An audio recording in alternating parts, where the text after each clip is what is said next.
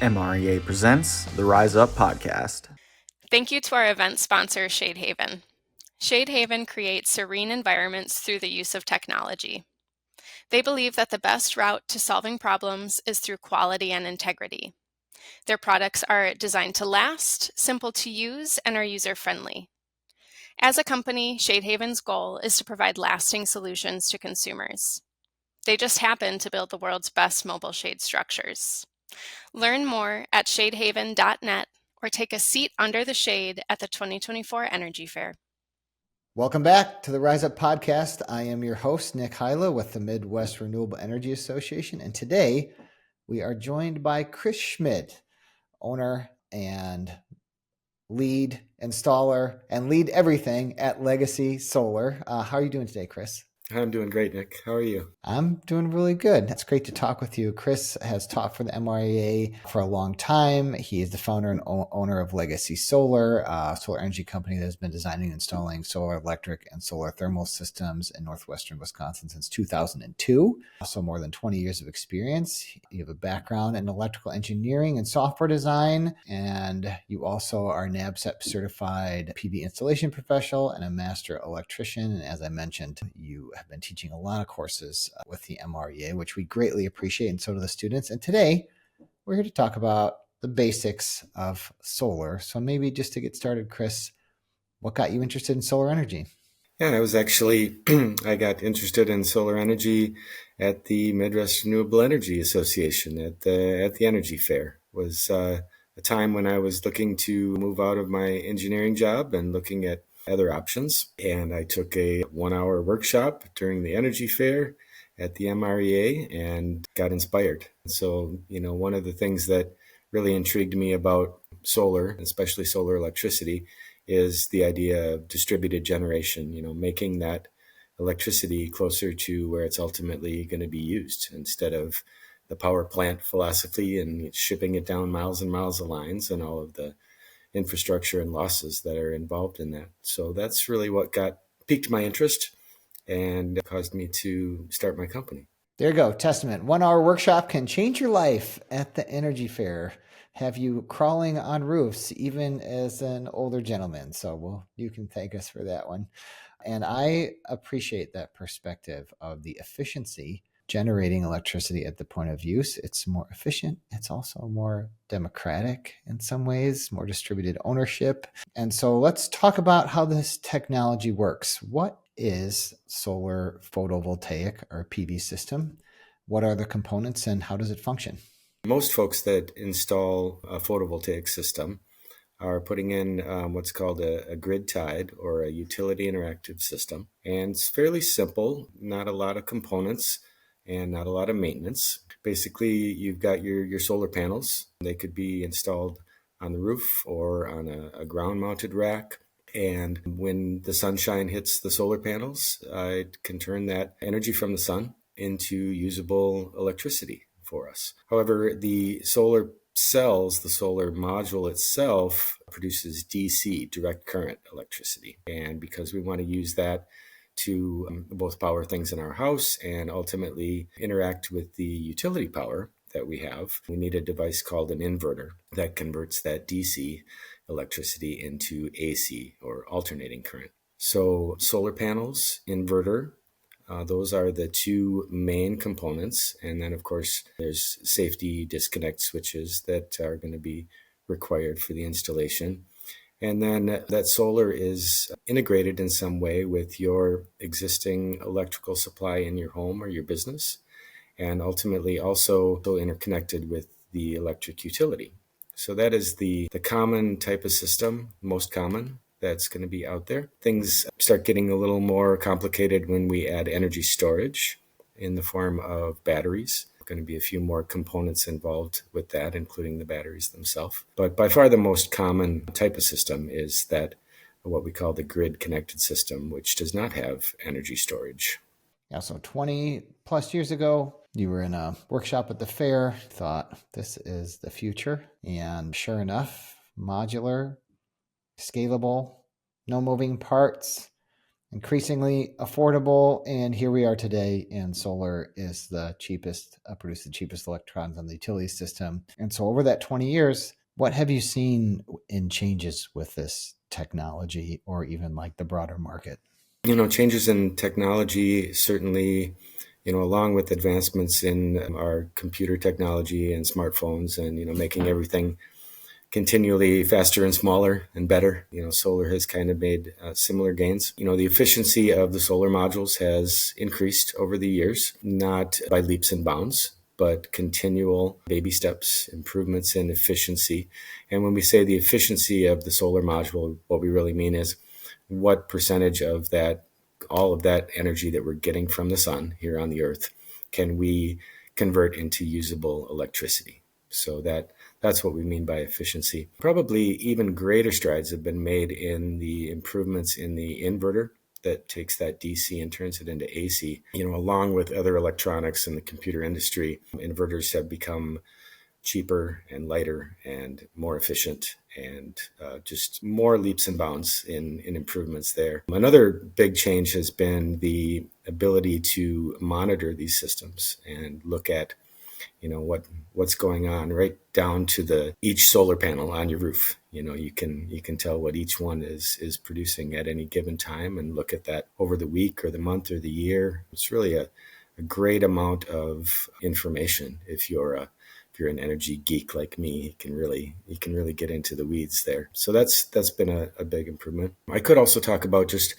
policy changes in general as the years have gone on. When I started in the industry, we didn't have a federal tax credit.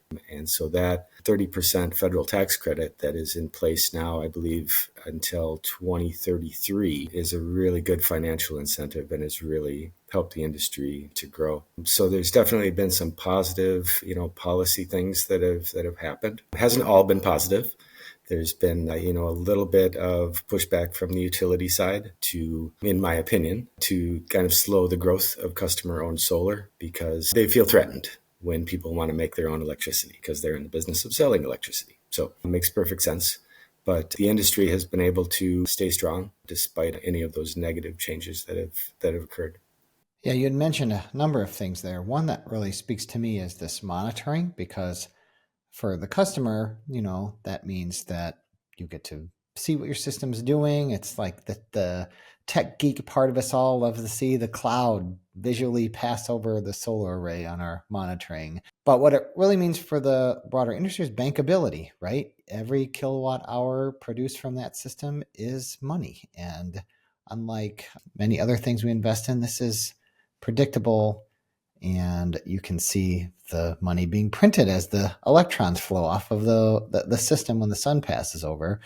And that has led to this larger market transformation towards not only, like you said, customers adopting solar, but utilities, of course, also. Utilities are investing primarily in solar energy now. So solar is going in everywhere.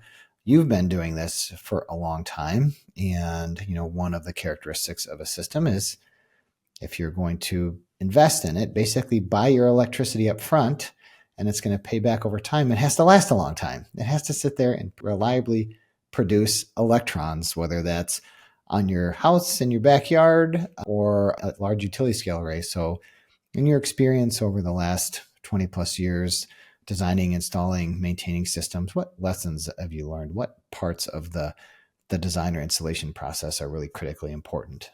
It is important to be doing good work out there, safe installations, up to electrical code, but also being honest with the end client when you tell them, how much energy that system is going to produce. We use local weather data from weather stations, depending on where the installation is physically going to occur.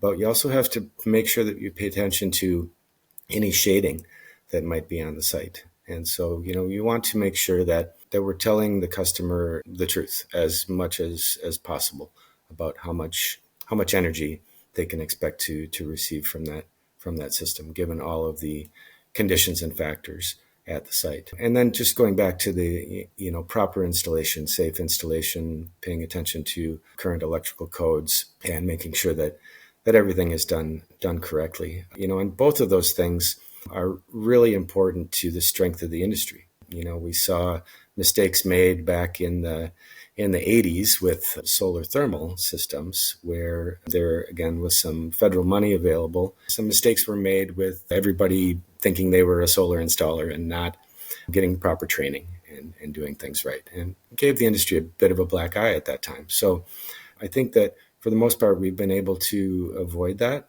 in this latest, what I'd call a solar boom and continued growth in the industry. And that there's a lot of checks and balances out there to make sure that, for the most part, good work is being done. Yeah, so the relationship with the customer and transparency in the bidding and design process, investing in workforce training, quality installation, inspection. What are some of the common, if there are common failure points in a system? When you go out there and look at system, how do you know what a good system is, and what common repairs or maintenance does a solar PV system have? Sure. I've definitely seen some good work, and I've seen some not so good work over the years. One of the important things that when we're installing on a roof is that, we want to make sure that when we are putting holes in that roof to put in our attachments for the solar, that we're doing that in the proper way with the proper flashings for whatever kind of roof we're working on, to make sure that, there's not going to be any water infiltration over time. The other thing that's kind of a painstaking procedure during installation, but it's what we call wire management. And it's making sure that those wires, especially like up on the roof, are not just, laying down against the shingles where they're going to get abrasion over time. We want to make sure that they're properly managed and kept, up off that roof surface in a proper way. Some other things, I don't want to get, too deep into the code here, but I've definitely seen mistakes made by master electricians who did not take the time to educate themselves on code related specifically to solar. And there is a fair amount of it. Types of rules that your typical electrician is not necessarily familiar with. Other mistakes are, common issues are similar to other electrical work, in that just we want that proper code but also proper workmanship. We want everything to look good. And that, again, is a really important thing as far as keeping the industry strong. If you've got an installation that is nice and centered on the roof, everything's straight and it works well, that's the kind of thing that the neighbor's going to say, hey, tell me about your solar on your roof there. I might want to put some on mine as well. So, that word of mouth is really, that's really important for industry growth as well. Yeah, solar is still predominantly, at least the distributed solar, residential solar, is a referral business. Referred by proximity, your neighbor, good installation. Affinity, someone on your kid's baseball team or someone at church or what have you, someone at work that talks to you. And so good solar makes more solar, and bad solar makes less solar. So as an industry, it's really important to focus on quality. So you had talked about the importance of good design on a site assessment, minimize shading, good layout so that it looks aesthetic, quality installation and wire management, code compliant installation. All of these as kind of characteristics of a good installation. What about from the customer side? If I'm interested in getting a solar installation on my house, what should a customer look for in a solar business to make sure that they're going to get the best service? There's a number of questions that you should ask of your potential installer up front. And of course, it's best to get more than one bid from competitive companies. There's a number of reasons why, pricing might come in at different places. So it's a good idea to just get at least a couple of bids, maybe even three, to, compare and contrast, but also getting some references and, going online, taking a look at people's Google reviews or, however else you can research a company online. Being sure that you know what the installer is going to take care of for you. So, is the installer going to pull all the required permits? Is the installer going to take care of having the electrical inspection done? Are they going to do all the paperwork with your utility? Because anytime we connect to the electric utility, there's an application process there that needs to be done. So just making sure, that you got a good installer. What is your installer's workmanship warranty as far as on the work that they're doing? Do they have, make sure they have insurance, of course, and it's not just what we used to call a taillight warranty. When you can't see the taillights anymore, the warranty's expired, right? Just, a little bit of research up front is going to pay off in the long run. Yeah, those are all really good. Another one that I think we found is a contractor that has done work or is located close to your place of residence or your business, meaning like a local contractor that has a history of serving that community, or even a local electrical shop that has a history of serving that community because they are working where they live. And that's a good indicator. We see a lot of fly-by-night solar companies now, new solar companies coming in, high pressure sales techniques. Another thing that a solar company usually does is gives a free site assessment, as well as takes care of like the incentive paperwork. Is that something that you typically see also? Yeah, most installers in my experience take care of that. So I take care of everything for the client with the exception of the tax credit. I will tell them which form they need to file, but that's going to be on them when they file their tax return to take the credit. Other than that, I just need their signature on some forms, and I take care of all the paperwork. That includes any state or utility rebate that might apply. Take care of all of that, and all of the paperwork with the utility as well. So I think that's pretty common.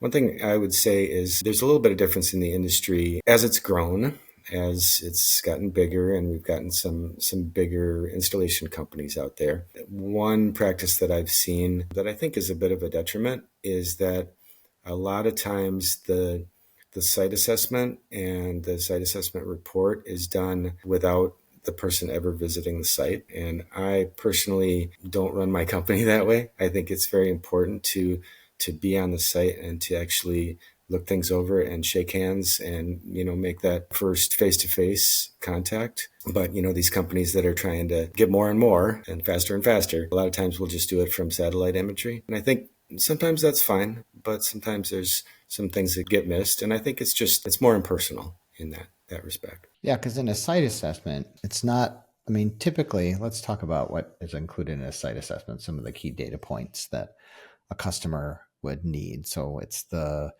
only the roof space, right, the shading, which you can see from, a satellite image, but it's also the electrical use, right? You want to size for the customer's need. And then also, isn't it also the case that often, since they have to connect to electrical service, that there may be a need for an electrical service upgrade? Right, and those are the kind of things that you can't tell from a satellite image. Is there space in their utility room for the equipment we need to mount? It's another thing that you can't really see from a satellite image. So, I would imagine that most of these companies are just kind of writing in a contingency to the bid to kind of assume the worst, and the most amount of work that would have to be done. But it's good, I think, for the client to understand, what that end product's going to look like, where things are going to go. Well, it also must make a more accurate bid, which I'd always want to say, if you come to the site and you recognize that, they have this condition, so the wire run's going to be longer and they don't have room in their breaker, they need, for the breaker, so we have to do an electrical service upgrade and etc. Your bid might be more accurate, but come in higher. And so it's not always the cheapest bid that the customer should look at, right? It's really the quality of workmanship and the history of workmanship. Right. Yeah. One of the things that, you see from visiting the site is they might want the solar on the roof and they might have a vaulted, a cathedral ceiling inside. And so how are we going to get those wires and that conduit from the roof down into the basement? And so, in some cases we might mount the conduit on the outside of the building. But in that case, you're going to want to talk it over with your client and, aesthetically, where do you think you would like this conduit run? Because it's going to be exposed from the outside. But then there may be a place that they are okay with you running it down through the building. But again, those are the kinds of things that you really can't get without being on site. Yeah, I want to talk to you about workmanship and workforce training because you do so much training with us. But first, before we get off the topic of kind of solar installation, you had mentioned energy storage, and I think that fits good in the context of like, what are you seeing changing in the industry? What can people expect, do you think, from the technology as far as changes coming in the next few years, 5 years, decade? Yeah, we are seeing a lot of advances in the energy storage side of things, mainly kind of in line with the growth of the electric vehicle industry and the availability of the lithium-ion batteries. We're seeing typically storage with solar when I started in the industry, and for many years after I started. If we were talking energy storage, we were talking lead acid batteries, similar to a car battery, not exactly the same, but a deep cycle lead acid battery. But big changes are coming now with using lithium ion batteries, similar to what's used in EV, electric vehicle. And they give us a number of potential advantages as an energy storage medium. They are still more expensive than lead acid in general, but they have a longer lifespan. They have a greater depth of discharge, which means there's more of their full capacity is usable compared to a lead acid battery. They typically are zero maintenance, which is a very attractive thing for people. And they have a longer lifespan. So definitely seeing some changes. And I think as time goes on, if I look into my solar crystal ball, I think we're going to continue to see better and cheaper batteries because the strong electric vehicle market, we've got a lot of money going into research and development. And I think we're going to see, lithium ion might not be the best choice down the road. We might see, a technology that doesn't require as much invasive practices such as lithium mining and maybe comes in at a similar or better price point. So I think we're going to see a lot of changes in how we can store that energy in the future.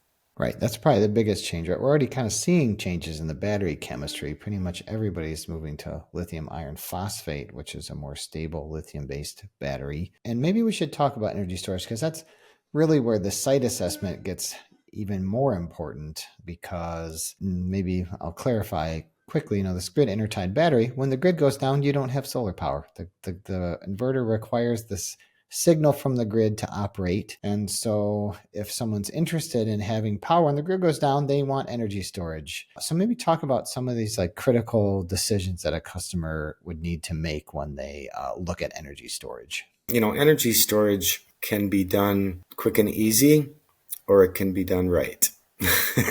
I am throwing my opinion in here, but we need to really understand what the goals of that client are as far as what they want that energy storage to do for them. So like you mentioned, without energy storage, if you just have that most common grid tied system, if the power goes out, the utility power goes out, your solar also shuts off. But as soon as we add energy storage, that's not the case. So we need to ask the client things like, if the power goes out, what loads in your home do you want to continue powering with your energy storage and your solar in the case of an outage? And not only what do you want to power, but how long do you want to be able to power it? So those are the two key questions. What do you want to power and for how long during an outage? And with those, the answers to those two questions are going to determine how much energy storage would be appropriate for that client. And it's unfortunately not a one size fits all. There's not an easy, quick answer. We really need to give it some thought and take a look at the individual home and the electrical loads that they're using. And maybe they say they want to back up their whole house, everything. They don't want to be without anything. And they want to back it up for 5 days of power outage. Okay, that's going to be a pretty good sized battery bank. But, maybe we can talk to them a little bit and they can say, well, I don't absolutely need the air conditioner, and maybe there's, some other loads that they can do without during the time of an outage. And maybe they only want to get through 1 day of power outage or 12 hours, right? So, the choices there, the answers to those questions significantly affect how much battery storage and, of course, then the cost of the system significantly is affected. So be a little cautious of a solar installer that wants to sell you a battery package without asking any of those questions, because those are it's an important part of the puzzle. Right, because the goal always is to get the service you want for the least cost. We start with energy efficiency because that's the cheapest form of energy. You switch out a light bulb for LED light bulb, you're getting the same service for less price. And the same with your resiliency and your energy storage. Like you said, like what do you need and for how long? And if you get that right, then you can get that service without spending $30,000, $40,000, $50,000 on a large battery bank that you really don't need. So that's a really good advice about kind of thinking about customer expectations, because that's where this kind of like technical industry of solar meets the sociology, right? Like what is it that you need for a customer? And do you have a contractor that's really working with you to make sure that you're minimizing costs and maximizing benefits? As you know, that someone's needs, it's very different from one person to the next. What they view as a need. Exactly. Right. So that customer interview and that customer interaction is really important. And that brings me to workforce training, because the solar industry is real interesting. Its evolution has been really interesting because it's not really an occupation, right? It's an amalgamation of occupations. As a solar installer, you're doing basically the work of a construction craft laborer. You're doing some, of course, electrical work. You're working on a roof. So you're climbing buildings. You're working with customers, you're designing. So it is all of these things. And so the workforce development has been an investment in new types of certification, new types of training, integrating training into other technical colleges. We do all kinds of training at the MREA. You've taught dozens and dozens, if not 100 courses for us, ranging from courses that serve electricians to courses that serve brand new people from the industry. And you've led a lot of our training actually in North Minneapolis, focusing on neighborhoods that have been historically underserved and disadvantaged, and bringing new people, being a more inclusive workforce environment.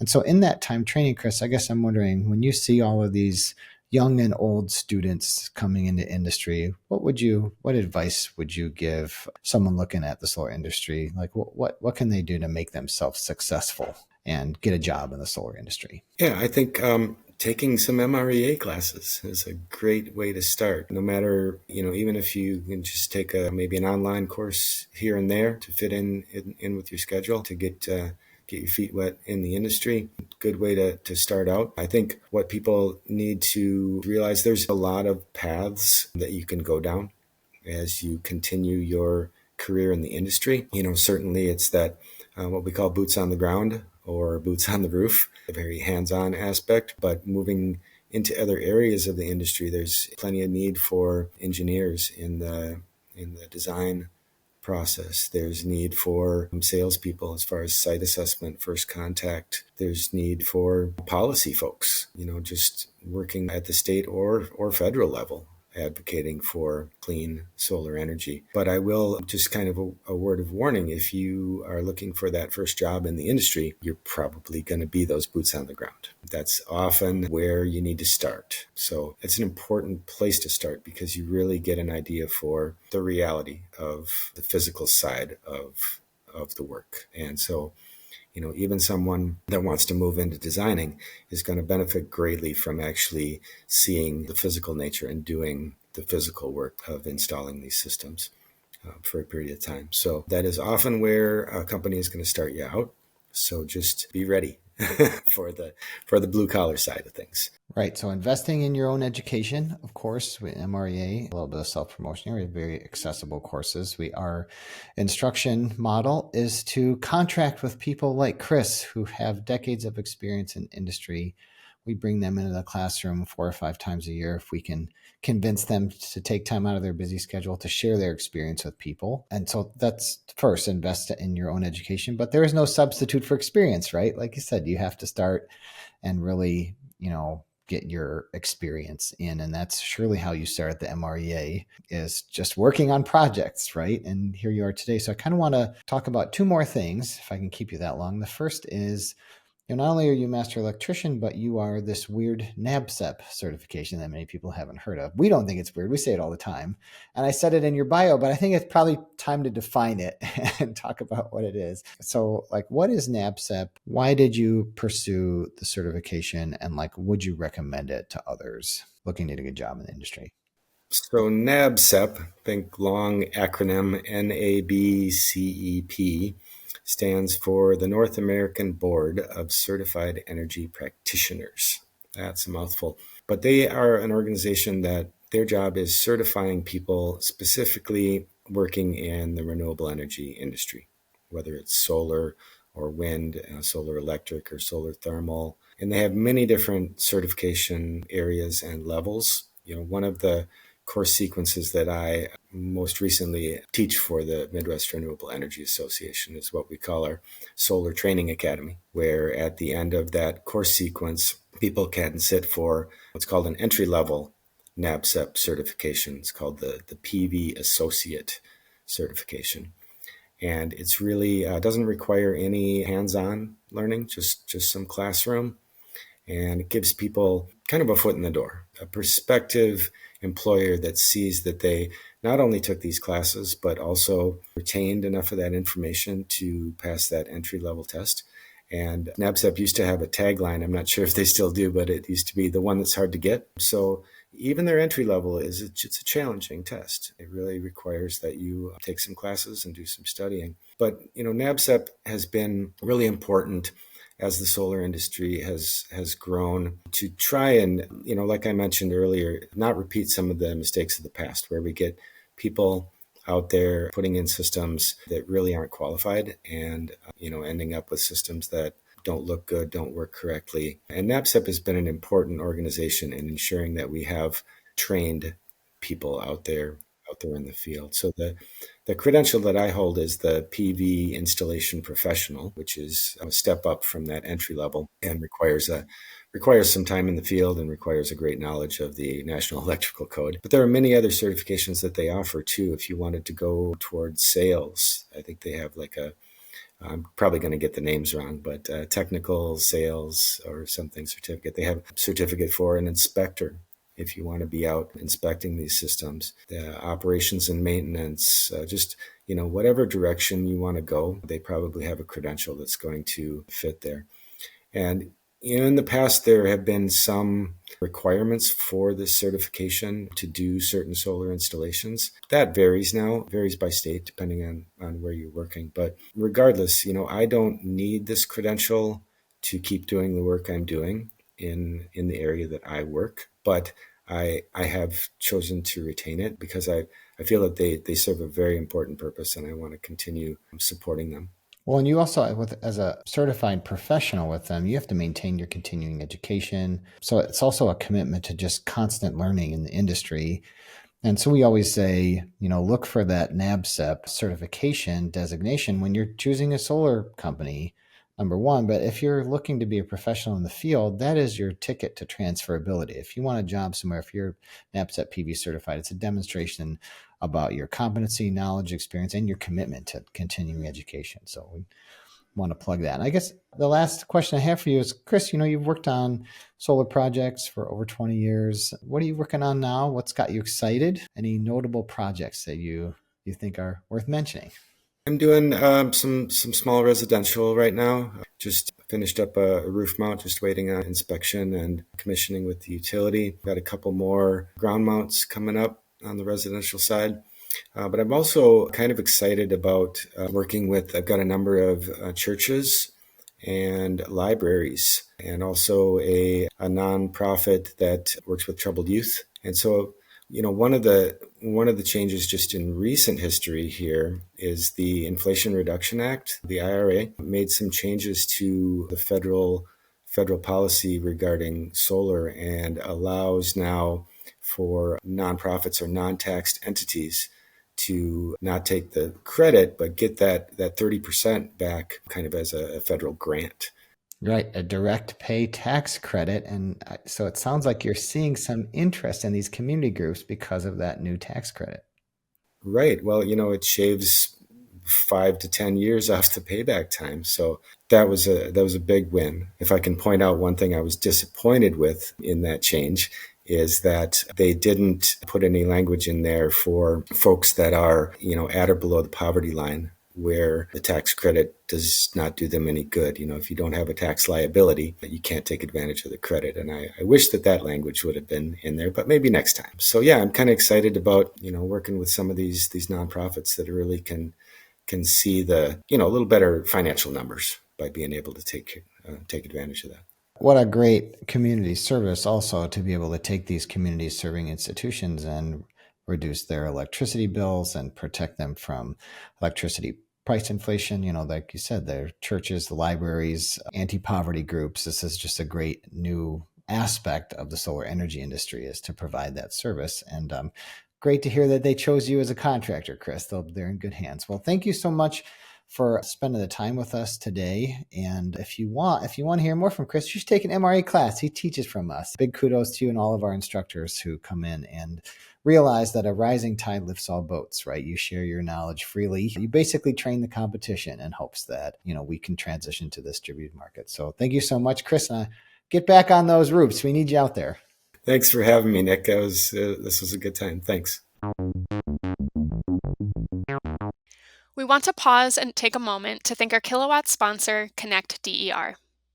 Connect DER is on a mission to provide quicker electrification for everyone. For over a decade, they have worked with utilities, solar installers, and electricians to develop meter socket adapters that connect homes across the nation to clean energy resources in a safe, affordable, streamlined way. Learn more about their products and work at connectder.com or visit their booth at the MREA's Industry Demo Day, Friday, June 21st. Thank you to our Kilowatt sponsor, Renew Wisconsin. Renew Wisconsin is a nonprofit organization dedicated to building a stronger, healthier, more vibrant Wisconsin through the advancement of renewable energy. Renew works on policies and programs that expand solar power, wind power, renewable fuels, local hydropower, building electrification, energy storage, and electric vehicles. Learn more at renewwisconsin.org and visit them at their booth at the 2024 Energy Fair. The Rise Up Podcast, Season 5, Episode 7, The Basics of Photovoltaics. Special thanks to our guest, Kris Schmid, hosted by Nick Hylla and produced by Kyle Galloway. Made possible with support from the Sally Mead Hands Foundation.